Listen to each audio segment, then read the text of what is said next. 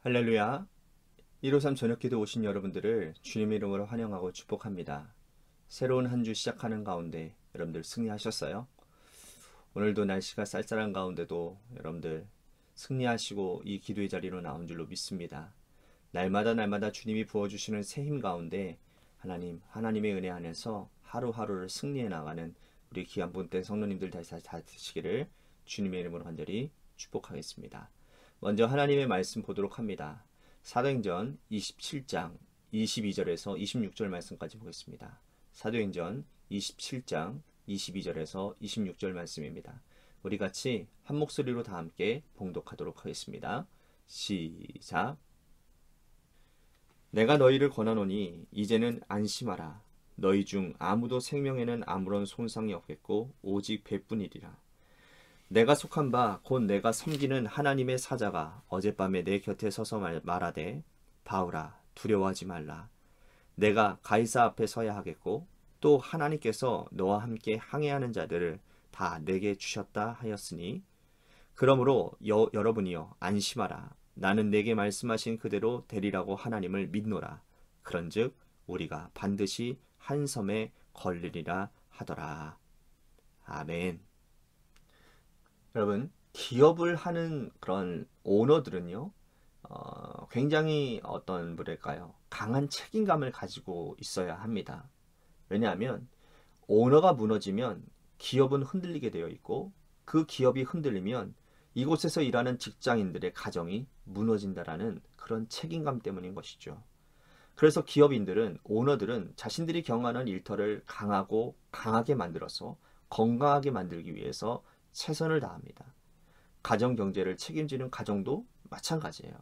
내가 잘못되거나 쓰러지면 우리 가정이 무너질 수밖에 없다라는 그러한 위기의식이 항상 있기 때문에 이 가장이 갖고 있는 책임감이라고 하는 것은 굉장히 무겁고 힘듦이라고 할 수가 있다라는 것이죠. 우리 남편분들을 위해서 우리 사랑하는 우리 아내 되시는 우리 성도님들 오늘도 수고했다라고 여러분들이 좀 그렇게 얘기를 해주셨으면 좋겠어요. 그 책임감이 얼마나 짓눌림 가운데 있으십니까? 그래도 그것들 잘 감당하고 계시잖아요. 어깨를 투닥투닥거리면서 여보 고마워 사랑해 여보 최고야 라고 한번 해주신다면 참 많은 은혜가 있지 않을까 생각이 되어집니다. 그런데 여러분, 우리가 경제적으로도 책임감을 가지고 있어야 하지만 또 영적으로 책임감을 가지고 있어야 된다는 거예요. 아무도 믿지 않는 가정에서 여러분 혼자 신앙생활하는 분들은 더더욱 그럴 것입니다. 내가 이 가정에 영적 가장으로서의 책임감을 가지고 있어야 하는 것이죠. 내가 기도하기 때문에 식구들이 하나님의 보살피심을 받고 하나님은 나를 보시고 우리 식구들을 지금까지 돌보고 계신다라는 자부심을 가지고 있어야 한다는 겁니다. 기도하는 사람은 국가에 대해서도 같은 마음을 가지고 있어야 됩니다. 악이 관영하는 나라에 기회를 주시고 돌아보시는 이유는 눈물을 흘려 기도하는 그리스도인들이 이 땅에 있기 때문이라는 것이죠. 현실 정치를 하는 사람들은 정치인이지만 영적으로 들여다보면 기도하는 사람들이 이 나라의 기둥이고 지주라는 자부심을 가지고 있어야 한다라는 겁니다. 오늘 본문에서 바울은 이 제수의 신분으로 로마로 호송되어 있지만 그가 배에 탄 모든 사람들의 대표자로 자리매김하고 있음을 우리는 발견하게 됩니다. 바울은 예루살렘 교회에서 헌금을 전하러 갔다가 체포당하죠. 그는 예루살렘과 가이사랴에서 재판을 받았지만 이 재판의 결과가 차일피일로 미뤄지게 된 것입니다. 유대 총독 벨리스와 후임 베스도는 이 유대인들을 두려워해서 바울이 죄가 없음에도 불구하고 석방하지를 않는 거예요. 2년이 넘도록 그를 구류해 두었습니다.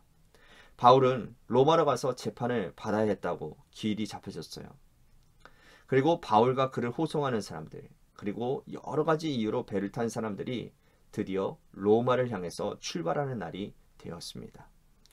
배의 이름은 아드라무테노였고 그와 함께한 많은 사람들이 같은 배를 타고 지금 로마로 출발을 했어요. 자, 여러분, 이때 바울은 어떤 생각을 했을까요? 에베소 사역이 절정에 되었을 때에 로마 성교의 비전을 품었습니다. 그의 비전은 욕심이 아니라 말씀을 가슴에 품고 깊이 기도한 끝에 나온 확신이었어요. 그는 비전을 품었고 또 이를 이루신 분은 하나님이었습니다. 그가 로마를 보겠다라는 비전을 품었는데 하나님은 이렇게 특별한 방법으로 그를 로마로 인도해 주셨다라는 거예요. 하나님은 바울이 걸어서 로마로 가지 않도록, 악한 자의 위협을 당하지 않도록 죄수의 신분이 되게 하시고, 또 호송하는 사람들을 통해서 그를 보호하시고 안전하게 인도해 주십니다. 또한 여러분, 로마로 그때 가려면요 어마어마한 비용이 드는데 이는 공짜로 가는 거예요. 얼마나 놀라운 일입니까? 바울은 하나님의 이 놀라운 섭리를 기억하며 드디어 로마의 복음을 전할 수 있다라는 현실에 아마 들떠 있었을 것이고 기뻐했을 것입니다. 그런데 순조롭게 항해하던 이 배에 갑자기 문제가 생겼어요. 그것은 바로 뭐냐? 풍랑을 만나게 되었습니다. 여러분들이 잘 알고 있는 유라굴로라고 하는 강풍을 만나게 된 거예요. 그래서 이 배가 강풍을 비껴가지 못하고는 그만 빨려 들어가고 만 겁니다. 배에 있던 물건을 바다에 모두 던져버렸어요. 지금 이 안에 있는 사람들은 상인들이 대부분이었습니다. 그러니 이 상인들이 자신들의 모든 부푼 꿈, 그 모든 이윤을 남기고자, 그리고 가족들을 살리고자 하는 그러한 부푼 꿈을 안고서 먼 로마로 가려고 지금 다 모든 것을 준비하고 있는 가운데 그 모든 것들을 다 바다에다가 버려야 된다라는 그런 상황에 놓인다면 이들에게는 무슨 희망이 있겠습니까? 어떤 소망이 있겠습니까? 절망밖에 남지 않았겠습니까? 그때 하나님의 사자가 바울에게 찾아오셔서 그에게 용기를 주시고 또한 이들에게 하나님의 일들을 나타내고자 하는 일들을 보여주시는 거예요. 그리고는 바울이 하나님의 사자와 나눈 대화를 이 두려움 가운데 있는, 절망 가운데 빠져 있는 사람들을 위해 전하고 있는 것입니다. 뭐라고 말씀하느냐? 안심하라는 거예요. 안심하라. 하나님이 너희를 지켜주신다라는 거예요. 하나님은 바울 한 사람 때문에 그 배에 탄 모든 사람들이 상하거나 다치지 않게 하시겠다라는 확신을 주셨던 거예요. 그리고 바울은 두려움 가운데 있는 사람들에게 이 사실을 전했다라는 거예요. 그런데 놀라운 것은 그의 확신이 현실로 이루어졌다라는 것이죠. 놀랍지 않습니까? 풍랑을 만난 지 14일이 지나서야 바울이 받은 말씀대로 드디어 육지를 발견하게 되었다라는 거예요.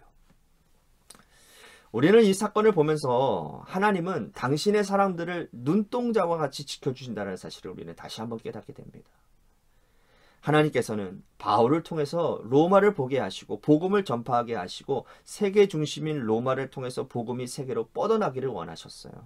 하나님은 바울은 에베소에서 로마를 품은 것을 보고 몹시 기뻐하셨을 것입니다. 사랑하는 성도 여러분, 하나님은 이렇습니다. 하나님은 당신과 같은 마음을 품고 같은 소망 가운데 하나님의 일들을 감당하는 사람들을 보시면 기뻐 주체하지 못하십니다. 그리고 그들을 어떤 방법으로든 간에 그들을 보호하시고 그들을 이끌어 가시고 그 일들을 행하도록 인도하신다라는 사실이에요. 섭리를 따라 바울은 배에 탑승을 했고 로마로 가고 있는데 풍랑 따위가 난파되도록 그대로 두시지 않았다라는 거예요. 결국 바울 때문에 배에 탄 276명은 모두 구원함을 얻게 되었다라는 거예요. 믿음을 가진 우리는 이 정도의 자부심을 가지고 있어야 된다라는 거예요. 나로 인해서 하나님이 오늘도 우리 가정을 돌보시고 나의 자녀들을 돌보시고 나의 믿음으로 인하여 내가 일하는 일터가 망하지 않고 날로 부흥할 것이라는 믿음을 가지고 우리는 그 자부심을 가지고 삶의 자리 가운데 내가 처해 있는 부르심의 현장 가운데서 최선을 다해서 살아가야 되는 거예요. 우리가 참된 크리스찬이기 때문에 또한 나라와 민족과 세계 열방을 위해 기도하기 때문에 하나님은 지금까지 기회를 주신다라는 사실에 우리는 감사하고 오늘도 자신감 있게 삶의 현장으로 나아가야 되는 것이죠. 바울과 같은 배를 탄 사람들은 죽음에서 건진받고 새로운 기회를 부여받았습니다. 여러분, 그래서 의인과 함께하는 것이 이처럼 중요한 거예요. 아브라함 조카 롯을 한번 생각해 보십시오. 그는 의인이었던 자기 삼촌을 떠나 악의 소굴인 소돔 땅으로 건너갔어요. 그가 물질을 선택해서 소돔 땅으로 갔을 때 창세기 기자는 소돔 땅은 악하여 하나님 앞에 큰 죄인이었다고 기록하고 있습니다. 그러나 그는 아랑곳하지 않았어요. 의인을 떠나서 악인의 소굴로 들어간 그의 결말은 어떠합니까? 비참한 결과를 맞이하게 되지 않습니까? 우리는 의인을 볼 수 있는 눈을 가져야 됩니다. 그리고 내가 의인이 되어야 될 줄로 믿습니다. 여러분, 누가 하나님의 사람인지, 어떤 사람과 함께 있어야 풍성함을 누릴 수 있는지, 함께 있으면 영적 풍성함을, 안전함을, 행복함을 누릴 수 있는지를 여러분들이 기억하시고 여러분들 스스로가 하나님 앞에 의롭다 칭함을 받는 의인의 삶을 사시고, 또한 여러분들 주변의 의인들을 바라보며 그 의인들과 함께 하나님의 아름다운 일들을 행하며 하나님의 아름다운 교제를 나누며 살아가는 복된 인생이 되시기를 주님의 이름 간절히 축복하겠습니다. 오늘 말씀 생각하면서 우리 같이 기도했으면 좋겠습니다. 나로 인해서 주변에 있는 사람들이 복받는 은혜가 일어나기를 원합니다. 특히 나의 믿음을 통해서 우리 자녀들이 하나님 복받는 역사가 있게 하여 주시고, 안 믿는 자녀들이 있다고 한다면 그 자녀들이 결국에는 믿음을 걷게 되는 하나님 그런 은혜가 있도록 도와주시옵소서. 뿐만 아니라 누가 하나님의 사람인지를 분별할 수 있는 능력을 가져서 하나님의 사람들끼리 아름다운 교제를 나누고 하나님의 일들을 해나갈 수 있는 우리의 인생이 되도록 인도해달라고 우리 같이 기도했으면 좋겠습니다. 또 한 가지 우리 교회를 위해서 기도했으면 좋겠습니다. 하나님께서 세워주신 몸된 교회가 주님의 뜻 가운데 건강하게 아름답게 바로 세워지는 교회가 되게 하여 주시고, 또한 재개발 가운데 놓여지는 주님의 교회를 하나님 때를 따라 돕는 은혜, 하나님 부족한 것들마다 필요를 따라 채워주시는 하나님의 놀라운 역사가 일어나는 그러한 간증의 기간이 되도록 이 재개발을 사용하여 주시옵소서라고 우리 같이 기도했으면 좋겠습니다. 또 한 가지 우리 같이 기도할 것은 우리 육신의 질병으로 고통당하시는 분들 많이 있습니다. 우리 김태희 청년을 위해서 기도해 주시고, 또한 우리 박순식 장로님, 또한 김호중 권사님 어머님 아버님 되시는 우리 김용은 성도님, 또한 조종순 성도님을 위해서 기도해 주셨으면 좋겠고요. 또한 우리 김은정 집사님을 위해서 기도했으면 좋겠습니다. 지난 주일날 얼굴이 좀 낯이 어두워서 좀 여쭤봤더니 천식이 있으신 분인데 이 호흡기, 기침, 감기가 오면 굉장히 힘들어하신다고 하더라고요. 저도 하소미가 천식기가 있으면, 이제 호흡기 질환이 있으면 굉장히 힘들어하는 모습을 저도 보았기 때문에 그래서 그 마음을 좀 이해가 되더라고요. 그래서 제가 잠시 기도해 드렸는데, 그런데 우리 김은정 집사님의 쾌유를 위해서도 여러분들 기도해 주시기를 바라겠습니다. 또한 우리 김순환 권사님 아드님 우울증을 위해서도 여러분들 기도해 주시고요. 또한 우리 고3 수험생인 한유진 학생을 위해서 여러분들 기도해 주시고, 마지막으로 여러분들의 삶의 자리와 여러분들의 자녀들을 위해서 기도하시다가 이 시간 돌아가시기를 바라겠습니다. 오늘 끝날 때까지 합심하여 기도하도록 하겠습니다. 기도하시겠습니다.